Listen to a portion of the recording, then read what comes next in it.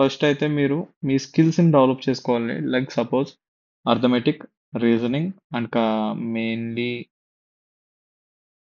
Arithmetic, reasoning and English. They will ask about the grammatical errors which in a sentence or they will divide it into the four and they will ask about the find one. Like this, they will ask about it. After asking, you have to be sharp and be confident and also be brave while giving the answers in the second round. Yeah, ఎవ్వరికి భయపడాల్సిన అవసరం లేదు. వస్తదా రాదా అన్నట్టు వెళ్ళకండి. నాకే వస్తది అన్న కాన్ఫిడెన్స్‌తో ఎళ్తే ఖచ్చితంగా చెప్తున్నాను మీకే వస్తది అది జాబ్ అయితే. అవును. అక్కడికెళ్ళిన తర్వాత లైట్‌గా హార్ట్ ట్రెంబుల్ అవుద్ది. లైట్‌గా హార్ట్ షేక్ అవుద్ది. That's fine. ఎవ్వరికైనా అలానే ఉంటది. Trust me. అక్కడి నుంచే వచ్చాను కాబట్టి చెప్తున్నాను. అండ్ ఆల్సో చూడొచ్చు ఇంకా ఇయన్నీ అసోసియేట్ లెవెల్స్ అన్నమాట.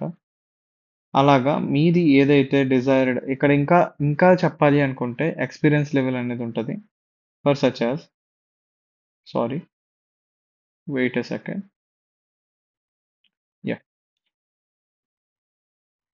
ఇక్కడ మనకి డిజైర్డ్ ఇప్పుడు మీరు కనుక ఎక్స్పీరియన్స్ అయితే ఇది ఎవరైతే ఎక్స్పీరియన్స్డ్ పర్సన్స్ చూస్తున్నాం most of the person freshers అని అనుకుంటున్నాం.